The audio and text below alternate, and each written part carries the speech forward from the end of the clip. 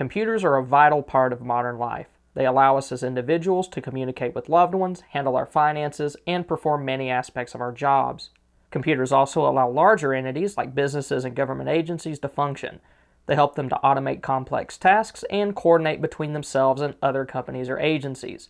The bottom line is that if computers and networks stop functioning, then many of the systems that we rely on would collapse pretty much immediately. And cyber attacks are one of the most likely reasons why this would happen, either on a large or small scale. And in recent days, these sort of attacks have been called imminent. In this video, I'll cover what cyber attacks could target and what we can do as individuals to prepare. Cyber attacks can come in many different forms, but they usually have some common goals in mind. And the first one of those is to cause economic disruption or hardship to those that they are targeting, or to result in monetary gain for those who are orchestrating the attacks. So an example of that would be something like ransomware, where somebody gains access to either one computer or maybe several. Could be something like a business, like an education system, like a university, or maybe even a governmental organization, and they refuse to let you have access to your stuff, either data or the system as a whole, unless you pay either a sum of money, or maybe they want something else. Maybe it is a political aim that they are seeking. So that's one example of a reason why somebody might do a cyber attack. And then it could also be to steal or destroy data. And a lot of times the reason why somebody would want to steal data is ransomware, but they also might just want to destroy that data. And that could cause irreparable harm to an individual or corporation, whatever the case may be, if large amounts of their vital data or data is destroyed. And then another goal of a cyber attack could be to disrupt, damage, or destroy certain types of equipment.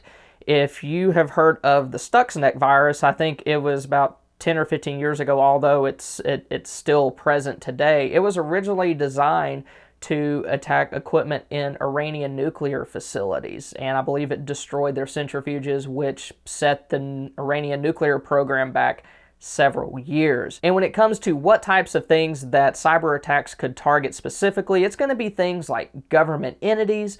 It could also be utilities and infrastructure, as well as companies in the private sector. When it comes to governmental entities that could be affected by a cyber attack, it could be anything from the military all the way to agencies like the IRS. And I think if the IRS specifically was targeted, just as an example, it would have probably immediate effects on us as private individuals. A cyber attack could result in our sensitive information, such as our social security number, our address, being stolen and then just distributed out into the wild, which could increase our chances of being victims of identity theft now or later down the road. Cyber attack could also prevent the IRS from being able to accept tax returns, and it could also affect its ability to distribute refunds, which none of us want, especially if you're expecting a refund. So if you haven't done your taxes, go ahead and get that in as quickly as possible, just to kind of reduce your chances of being affected if there were some sort of cyber attack on that later on. One area that is extremely vulnerable to cyber attacks is utilities and infrastructure. Earlier in the video, I mentioned the Stuxnet virus, which caused all sorts of fun havoc on those Iranian nuclear facilities, destroyed the centrifuges and all that kind of stuff. Well, unfortunately, that virus has been retrofitted or kind of modified by other people, like individuals, other entities, what have you, and it has been redesigned so that it can affect things like water treatment facilities, natural gas pipelines, electrical plants, all that kind of stuff, because the systems that those types of things run on are very vulnerable to cyber attacks, and it could do the same sort of stuff to those facilities that the original Stuxnet did to those Iranian facilities.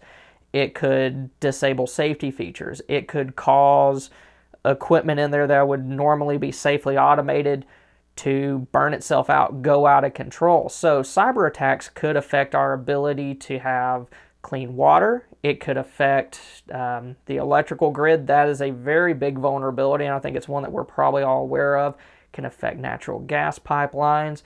And then it can also affect companies that are very heavily involved in our modern infrastructure. Things like petrochemical companies. If they aren't able to operate their refineries because a cyber attack messed something up, then it could make gas prices even higher than what they are, and it could even result in significant shortages of fuel. And then also another point of vulnerability is going to be other elements of transportation, things like air travel, rail travel.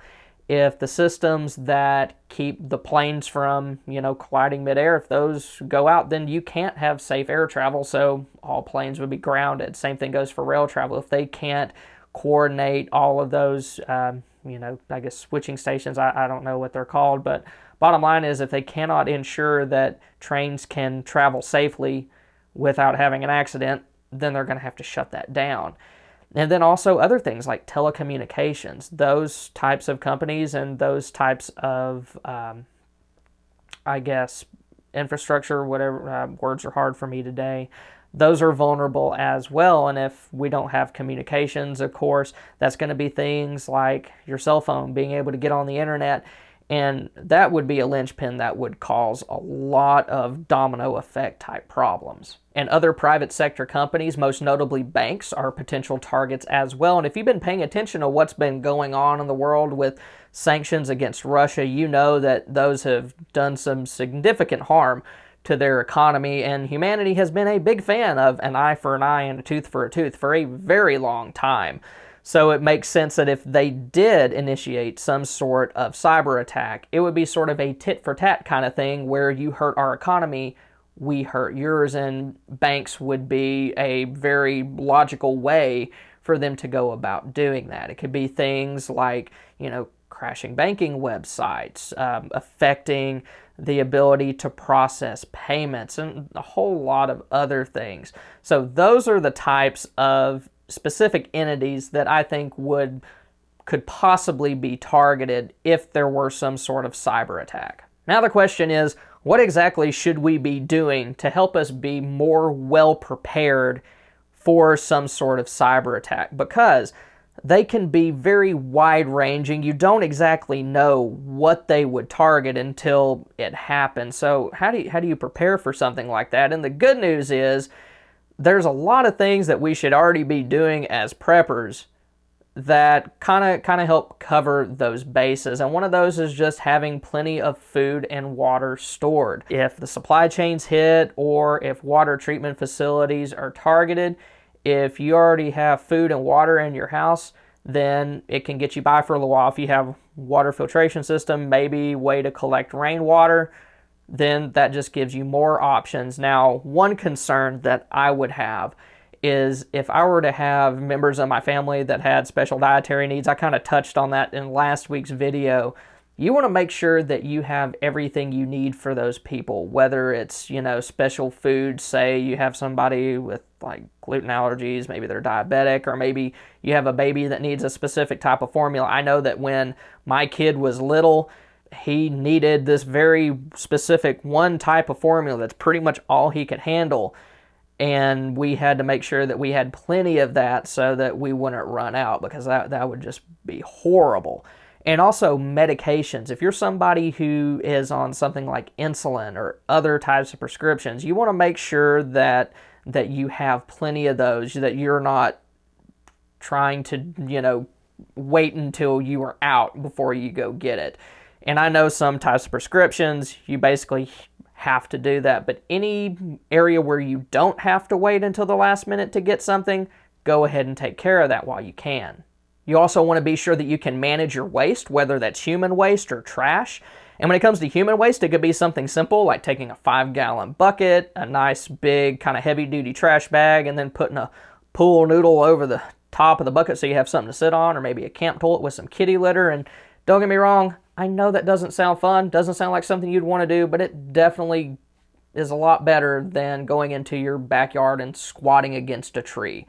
Also, you want to make sure that you have ways to keep your home lit without electricity, and also ways to cook. I think ways to cook is one of those things that some people overlook, but it could be something like having extra propane for your grill, having a bunch of propane for maybe your little camp stove, maybe you have a rocket stove, butane stove, or even a little alcohol spirit burner, but you want to make sure that if you have stored things like freeze-dried foods or soup, chili, or anything else, that you have a way to cook it to either make it safe for some foods or make it more enjoyable to eat. I know that canned goods and freeze-dried stuff, you don't necessarily have to cook it because it'll still be safe, but it won't be all that enjoyable to eat. Heating and cooling are concerns as well. Now, fortunately, we are coming into spring, which for a lot of us, not all of us, but for a lot of us, that means that we're going to have at least a couple of months or so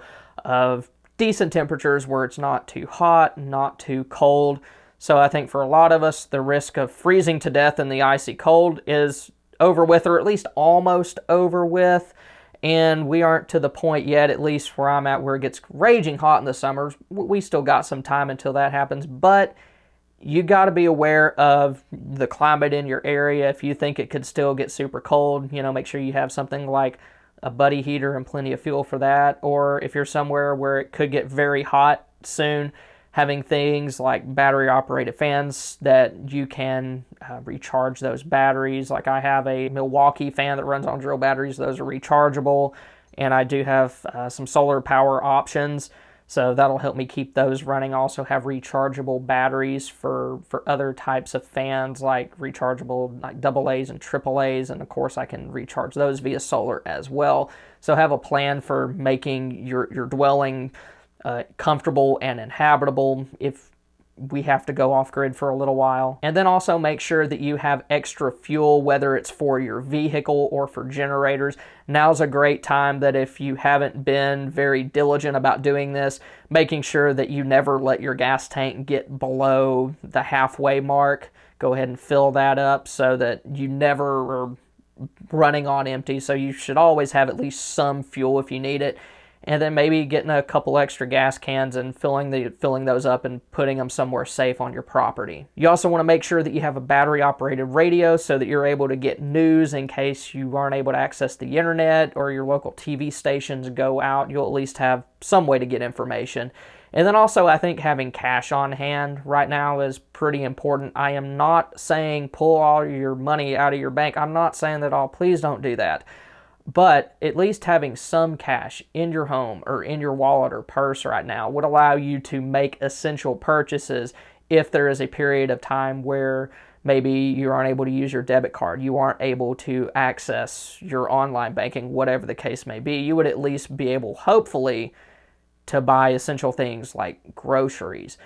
And then defense is another one. If there's a situation where we aren't able to call 911 because 911 is down, then you might have to take care of your own self. And I think us as preppers, we know that having weapons and ammo, it's essential. You should have those things. You should know how to use them.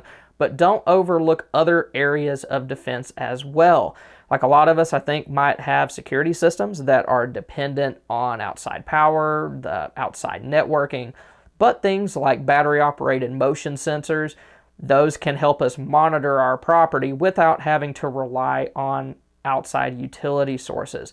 And then if you have any other miscellaneous needs that you need to take care of, maybe your tires on your car are getting a little low, or you need to make repairs to maybe your home, maybe there's a plumbing issue that you need to take care of.